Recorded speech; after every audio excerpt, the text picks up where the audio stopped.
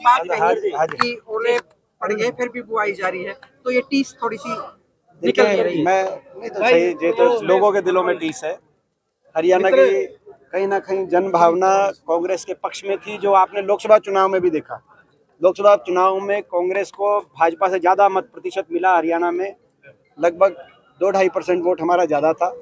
लेकिन विधानसभा चुनाव में भाजपा ने साम दाम दंड भेद करके मैनेज किया और आधे प्रतिशत वोट से कांग्रेस जो है का मत प्रतिशत भाजपा से कम रहा, भाजपा का ज़्यादा रहा और 2-4-5 सीट से भाजपा की सरकार बन पाई।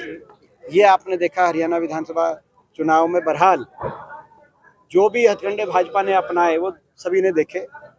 उसके बावजूद हमने जो भी नतीजा है उसको स्वीकार करते हुए जो जिम्मेदारी मिली है, कांग्रेस की जिम्मेदारी विपक्ष की है। जो मैंने आज यहाँ पे कहा कि हमारी जिम्मेदारी विपक्ष में, प्रजातंत्र में दो ही भूमिकाएं होती हैं, एक सत्ता पक्ष और एक विपक्ष।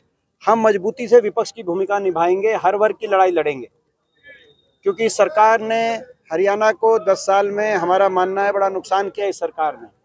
तभी लोकसभा चुनाव में जैसे मैंने कहा कि हमारा को ज़्यादा लोगों ने मत प्रतिशत दिया लोकसभा में, वो इस बात का प्रमाण है कि जनता इस भाजपा के शासन से खुश नहीं। हरियाणा में इन्होंने जिस तरह का कामकाज किया है, तो इसीलिए विपक्ष की भूमिका महत्वपूर्ण है और हम उसको भली भांति निभाएंगे। एमपी साहब, बड़ी बात है जिस तरह का माहौल आज प्रदेश में चल रहा है। अनिल विज आरोप लगाते सीएम पे, प्रदेश अध्यक्ष बीजेपी के उन पे आरोप लगते हैं, सभी पे आरोप लग रहे हैं, लेकिन उसके बावजूद भी चीजें रिजाइन वगैरह की कोई बात भी नहीं आ रही कि वो तो उन्हीं को जो है मेरे ख्याल नोटिस मिला है। आपने जो पूरी बात जो है उन्होंने जो आरोप लगाए हैं उसके बाद उन्हीं को अनिल विज जी को जवाब मांगा गया है। तो लगता है कि भारतीय जनता पार्टी में सच बोलना अनुशासनहीनता की श्रेणी में आता है। देखा हम निकाय चुनाव में जो निगम है उनमें कांग्रेस पार्टी प्रत्याशी दे रही है। जैसा कि सोनीपत में हमने जो कमल दीवान है, स्वर्गीय देवराज दीवान जी के सुपुत्र है, उनको कांग्रेस पार्टी ने उतारा है मैदान में। इधर रोहतक से सूरजमल जी को उतारा है। तो ये तो मैं अपने इलाके की बता रहा हूँ। बाकी हर जगह निगम चुनाव में पूरे हरियाणा के अंदर हमने सिंबल दिए हैं और वार्ड्स के भी दे रहे हैं। अच्छा, वार्ड के पार्षदों के भी दिए हैं हमने। कुछ पार्षदों के पहली बार दिए हैं और परिषद में भी हमने सिंबल दिए हैं जो परिषद के चुनाव। लेकिन पालिकाओं में, क्योंकि भाजपा ने तो पालिकाओं में भी दिया, लेकिन पालिकाओं का चुनाव हमारा मानना है वो छोटे शहर होते हैं, वहाँ भाईचारे का चुनाव होता है। लोगों को उस बात के लिए प्रजातांत्रिक स्वतंत्रता होनी चाहिए। इस सिद्धांत को देखते हुए हमने जो पालिकाओं के जो चुनाव है उसमें सिंबल हमने नहीं दिया। सर, वर्तमान में मतलब इतना एक आप मान रहे हैं कि भाई बड़ी क्रिटिकल पोजीशन है कांग्रेस के सामने, अभी आप ताजे हारे हैं, तो निकाय के चुनाव में क्या लगता है कि लोग इस छोटी सरकार को कांग्रेस के पक्ष में जाएगी कहीं? बिल्कुल जाएगी, क्योंकि लोगों ने भाजपा का अहंकार देखा। इस मैनेज करी हुई जीत, ये मैनेज्ड मैंडेट था। शाम दाम दंड भेद यंत्र मंत्र तंत्र से भाजपा ने जो लोकसभा चुनाव में हार हो गई थी हरियाणा में, मत प्रतिशत में भाजपा पीछे थी लोकसभा चुनाव में, विधानसभा चुनाव में उसको मैनेज करके 0.5% वोट भाजपा ने कांग्रेस से ज़्यादा ली। और उसके बाद घमंड 7वें आसमान पे पहुंचा। जैसे कि अनिल विज लगातार कह रहे हैं कि भाजपा वालों का घमंड 7वें आसमान पे पहुंचा। और जो लोगों ने दृश्य देखे हैं कि कितना घमंड पहुंच गया, लोग भी नहीं चाहते उस पर, लोग भी नियंत्रण करना चाहेंगे। हमारा विश्वास है लोग दुखी हैं, शहरों में उनके प्रदर्शन से दुखी हैं, भाजपा के घमंड से दुखी हैं, और शहरों के अंदर अच्छा निकाय चुनाव प्रदर्शन कांग्रेस पार्टी का रहेगा। जेपीसी की रिपोर्ट दाखिल की है बीजेपी ने, कांग्रेस ने सवाल खड़े किए हैं, क्या देखिए मैं इस बारे में जो है मेरा निकाय चुनाव आगे हैं और कांग्रेस किन मुद्दों के साथ जो है बढ़ेगी? ये हमारा मैनिफेस्टो हम रिलीज करने जा रहे हैं अभी चंडीगढ़, तो सारे मुद्दे आपको बताएंगे। दिल्ली में भगदड़ हुई है, उसको लेकर किस तरीके से देखते हैं? ये बड़ा दुर्भाग्यपूर्ण है कि नई दिल्ली रेलवे स्टेशन, अगर वहीं पे कोई अच्छी तरीके से सुनियोजित रूप से नियंत्रण नहीं किया जा रहा, तो मूवमेंट पे लोगों को, क्योंकि ये तो सबको पता था कि भाई, ये सबको पता है कि महाकुंभ को लेकर पूरे हर देशवासी की आस्था है, महाकुंभ में करोड़ों देशवासी जाना चाहते हैं, ये हर व्यक्ति को पता है। और उसको लेकर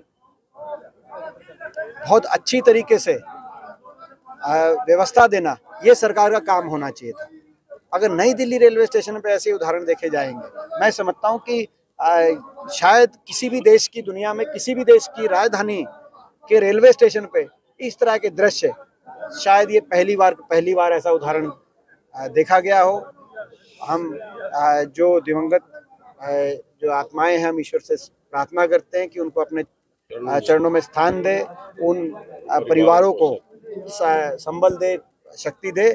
और हम इस सरकार से ये कहना चाहते हैं कि सरकार क्या व्यवस्था में कमियां रह गई हैं, उन बातों को समझ के व्यवस्था में कमियों को दूर करें। 2 लाख नौकरियां देने की बात गए वापस जिस तरीके से उनको लाया जा रहा है, किस तरीके से देखते हैं? क्योंकि देखिए ये सरकार ये बताए, कैदियों की वैन में लेके आए हैं। देखिए ये सरकार बताए कि एक और तो यूक्रेन से जब लेके आ रहे थे वापस, तब उसको एक डंका बजा के और हवाई जहाज दिल्ली एयरपोर्ट पे उतार कर और उनका आवभगत स्वागत करके एक बड़ी जीत दिखाकर उनको वापस लाया जा रहा था। और ये जो हरियाणा और पंजाब के बच्चे जो ये आज अमेरिका से निकाले जा रहे हैं और उनकी कोई सुनवाई नहीं की जा रही, उनको जिस तरीके से रात के अंधेरे में अमृतसर एयरपोर्ट पे उनके हवाई जहाज उतारे जा रहे हैं, बेड़ियों में वो उन हवाई जहाज़ों से नीचे उतर रहे हैं और उनको लेने के लिए जेल विभाग की गाड़ी हरियाणा सरकार भेज रही है, तो क्या ये असंवेदनशीलता नहीं है? क्या ये जो हरियाणा से देश में सबसे ज़्यादा पलायन हुआ, क्या ये हरियाणा में देश में सबसे ज़्यादा बेरोजगारी आज बनी हुई है, इस वजह से ये पलायन होने के लिए इन नौजवानों को मजबूर नहीं होना पड़ा? आप इन नौजवानों को वहाँ जाकर, अमेरिका जाके भी ये कहा गया कि इनकी हमारी कोई जिम्मेदारी नहीं है, तो क्या इनके जो परिवार हैं कि इन्होंने, क्या ये इनके परिवार क्या देश के नागरिक नहीं है? इनके कोई, किसी का माता है, किसी की बहन है, किसी की छोटे बच्चे हैं, वो तो देशवासी हैं, क्या उनके प्रति तो आपकी जवाबदेही होगी? अगर इनके प्रति नहीं है तो इतनी असंवेदनशीलता दिखाना, मैं समझता हूँ ये भारतीय संस्कृति का हिस्सा नहीं है। इतनी असंवेदनशीलता दिखाना, भारतीय संस्कृति में तो किसी दूसरे देश के भी कोई बच्चे हों, इतने बुरा परेशान हो रहे हों, उनके प्रति भी संवेदनशीलता रखी जाती है। ये तो आपके अपने देश के बच्चे हैं जो केवल बेरोजगारी की मायूसी, जो देश में सबसे ज्यादा बेरोजगारी की परिस्थिति आपने हरियाणा में पैदा करी, उसकी वजह से गए थे बाहर। भाई साहब, आपने अभी बात कही दी है लड़ाई फिर लड़ने की, आप लड़ाई लड़ लोगे, फिर ये कांग्रेसियों को रहते हैं, फिर कैसे समस्या का आगे समाधान आए? वो सारी बातें ठीक।